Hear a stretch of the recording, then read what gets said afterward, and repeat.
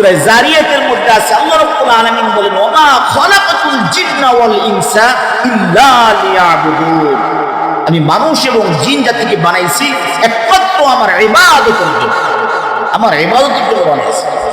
এদের কাল কিয়ামতের ময়দানে বিচারাচার হবে, জান্নাত জাহান্নামের ফয়সালা হবে, নেক আমল মাপা হবে, হাসরের ময়দানে আল্লাহ পাকের সামনে দাঁড়াইতে হবে। কার? মানুষ এবং জিন জাতি। অন্যান্য মাখলুকাতের বিচার কেমন হবে? একটা কুকুর আর একটা কুকুরের উপরে জুলুম করছে, কাল কিয়ামতের ময়দানে আল্লাহ রাব্বুল আলামিন দুর্বলটাকে বলবেন, কিয়ামতের ময়দানে দুর্বল প্রাণীকে শক্তিশালী করবেন, আর যারা দুনিয়াতে শক্তিশালী ছিল এদেরকে দুর্বল করবেন। আল্লাহ রাব্বুল আলামিন প্রতিশোধ নেবেন। প্রতিশোধ নেওয়া যখন শেষ, আল্লাহ পাক এই মাখলুকাতকে বলবেন কুনু তুরাবা, তোমরা মাটি হয়ে যাও।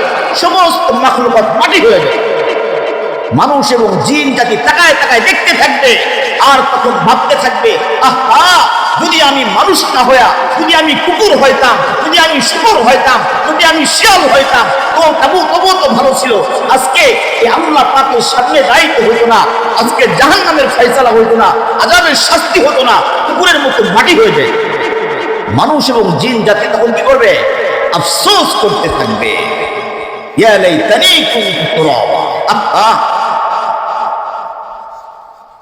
এই সমস্ত মাখলুকাত কার গোলাম? কার গোলাম ভাই? আল্লাহ পাকের গোলাম। আল্লাহ পাকের হুকুম ছাড়া কোনো কিছু তারা করে না। হুকুম 100% পালন।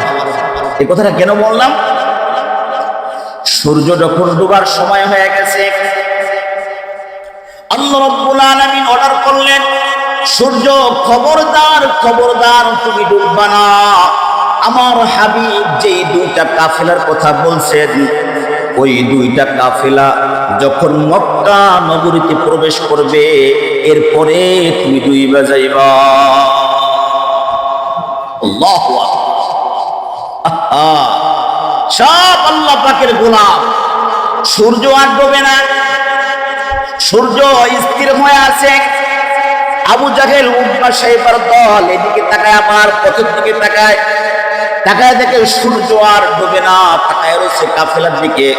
অল্প সময়ের মধ্যে কাফেলা যখন ঢুকলো, ঢোকার সাথে সাথে মক্কা নগরীর মধ্যে যখন ওই দুইটা কাফেলা প্রবেশ করলো, আল্লাহ পাকের হুকুমে সূর্য আস্তে করে ডুবে গেল।